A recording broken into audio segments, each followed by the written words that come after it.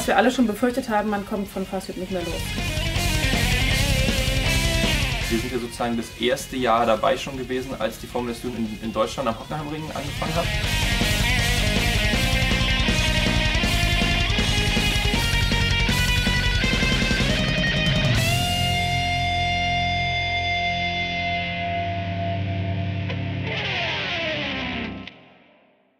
Ein Kommilitone hat damals von dem Wettbewerb in der Automotor und Sport gelesen und hat dann mal gefragt, wer hat Lust, ein Rennauto zu bauen? Und dann haben wir mit 10 Leuten angefangen. Dass es immer noch existiert, ist fantastisch und besser denn je. Gegenüber einem Studenten würde ich wirklich sagen, es ist ein Konstruktionswettbewerb. Es ist keine Rennveranstaltung, es ist kein Motorsport, sondern es ist wirklich eine Konstruktionsaufgabe, die man bekommt.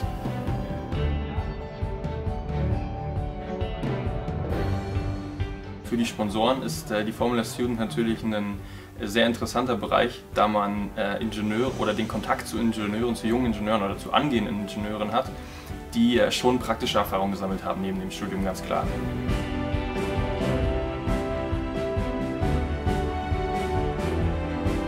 Die Formula Student selber so ein bisschen aus Backstage geplaudert, die hat sich auch wahnsinnig weiterentwickelt. Also anfangs waren das auch ein paar Enthusiasten, fast nur Leute, die vorher auch in irgendeinem Team mitgearbeitet haben und sich dachten, oh, so ein Ding müsste es auch in Deutschland geben, warum ist der nächste ernstzunehmende Wettbewerb in England? Es sind statt 30 Teams jetzt über 100, weit über 100 Teams.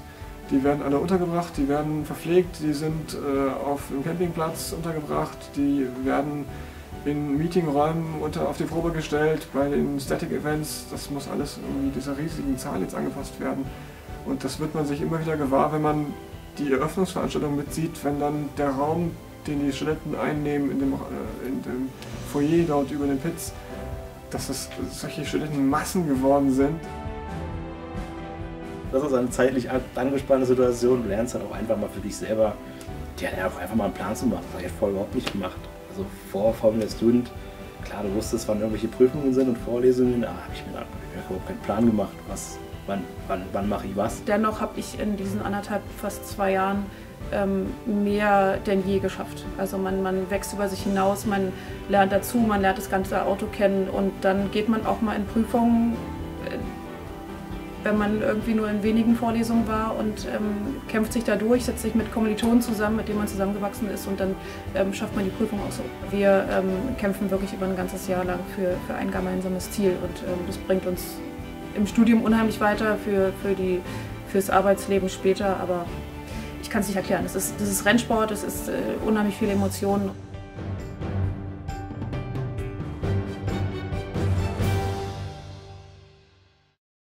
Erfolge feiert man halt meistens so zusammen und die Niederlagen, die macht jeder mit sich selbst irgendwie aus. Wir haben ja schon so ein bisschen das Trauma gehabt, 2007 nicht durchfahren zu können aufgrund von Elektronikproblemen. Das war natürlich eine Riesenbürde, dass wir das 2008 eben unbedingt durchfahren. Wir haben einfach 20 Minuten vor Endurance-Start eine zweite Batterie eingebaut. Man hätte damals das Auto nochmal wiegen müssen. Wir sind also mit Übergewicht gestartet und wurden auch nach dem Endurance gewogen und waren dann auf Idealgewicht, weil wir während des Endurance sämtliches Kühlwasser und Öl verbraucht haben, sind komplett trocken angekommen und haben das mit der Zusatzbatterie kompensiert. Das war genial. Also was richtig schön war, ist, dass auch alle anderen mitgejubelt haben, weil nicht nur die Berliner gemerkt haben, dass das ein ganz schöner Sprung gewesen ist. Mein Lieblingswagen ist der 2010er mit den ganzen Emotionen, die an dem Ding hängen. 2010 ist in der letzten Runde ist uns der Kraftstoff vom Fahrzeug ausgegangen und wir hatten keine Möglichkeit mehr mit dem Verbrennungsmotor über die Ziellinie zu fahren.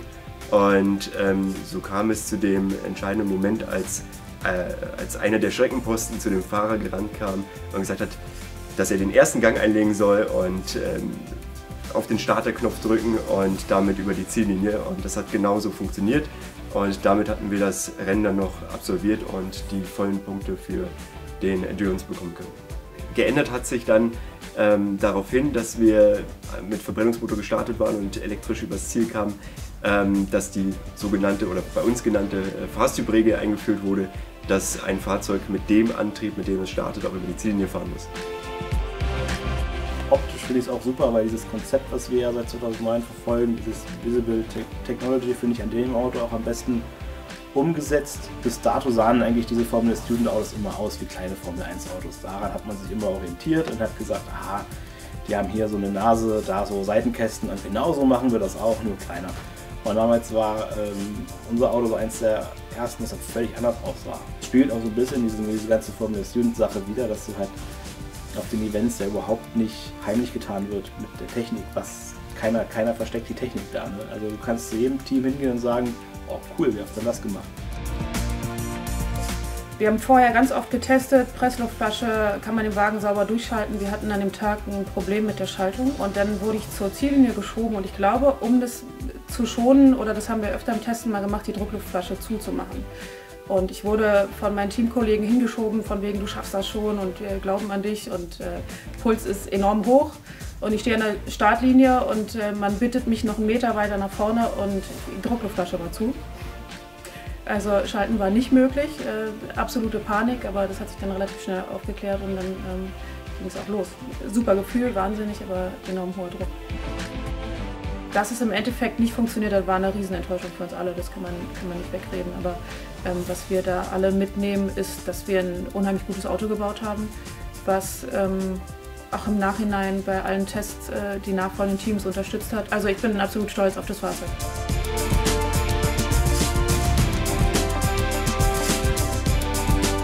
Der FD 2013 zeichnet sich zum einen natürlich durch den Einzylindermotor aus, den wir schon 2012 genutzt haben. Und dann sicherlich, dass wir einen 10 Zoll Fahrwerk hatten. Es war ein sehr, sehr leichtes Auto. Das war sicherlich das Alleinstellungsmerkmal von dem Fahrzeug. Der schönste Moment in der Saison 2013 war sicherlich, als wir in Hockenheim erfahren haben, dass wir den 16. Platz belegt haben. Ganz überraschend, muss man sagen. Davor hatten wir nämlich einen Motorschaden, oder beziehungsweise der Motorrahmen hatte einen Schaden. Und das war eine fürchterliche Aktion, diesen Motorrahmen zu reparieren. Bei 35 Grad in der sengenden Hitze in Hockenheim. Nach 4 Stunden waren wir fertig und das war eigentlich noch eine viel größere Befreiung als der Endurance dann am Tag danach.